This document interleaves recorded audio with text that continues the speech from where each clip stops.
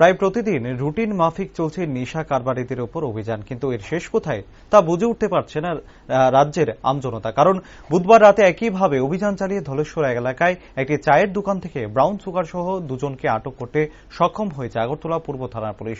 আটককৃত দুজন হল রাজেশ চক্রবর্তী ও দীপক দেবনাথ। এই প্রসঙ্গে সংবাদ মাধ্যমের মুখোমুখি হয়ে আগরতলা পূর্ব থানার ওসি রানা চ্যাটার্জি জানান, গোপন সংবাদের ভিত্তিতে অভিযান চালিয়ে এই সাফল্য পাওয়া গেছে। বৃহস্পতিবার তাদের রিমান্ডের আবেদন জানিয়ে আদালতে তোলা হবে। অন্যদিকে তিনি আরও জানান, শহর থেকে এই নেশা কারবারিদের নেটওয়ার্ক ধ্বংস করতে প্রশাসন অভিযান অব্যাহত রেখেছে। আগামী দিনেও একইভাবে তা চলতে থাকবে।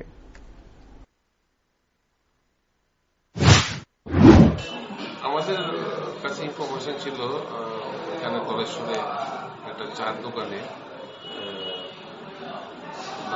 হিরোইন ড্রাগস কোটার মাধ্যমে বিক্রি হয়। সেই ইনফরমেশনের উপর ভিত্তি করে এবং তাদের নাম আমাদের এখানে আগে থেকেই আমাদের আরেকটা কেসেও ওরা ওয়ান্টেড ছিল। তো সেই পরিপ্রেক্ষিতে আমরা আজকে অভিযান চালিয়ে ওদেরকে আমরা হাতে নাতে ধরেছি। এসআই সমরেশ চাকমার নেতৃত্বে একটা দল গঠন করে আমরা ওদেরকে অনেকদিন ধরেই আমরা চেষ্টা করছিলাম ধরবো হাতে নাতে। আমরা ধরতে সক্ষম হয়েছি। এখন তাদের যারা একটা গ্যাং, যারা আগরতলা শহরে যারা এগুলি বিক্রি করছে, তাদের সমস্ত যারা ইনভলভ আছে তাদের সবার বিরুদ্ধে আমাদের এখানে ইনকোয়ারি চলছে এবং তাদেরকে আমরা ধরে আদালতে প্রডিউস করে রিমান্ডে গ্যাংটাকে আমরা ব্রাস্ট করি। কত টাকার জিনিস পাওয়া যায়? এগুলি মূল্যায়ন চলছে।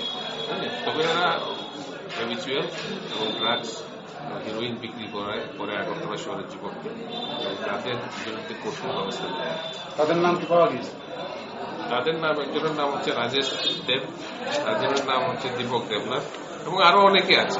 দীপক বলতে পিন্টু নামেই সে পরিচিত এবং আরো অনেকেই আছে। ও প্রত্যেকের বিরুদ্ধে আমাদের অভিযান জারি থাকবে।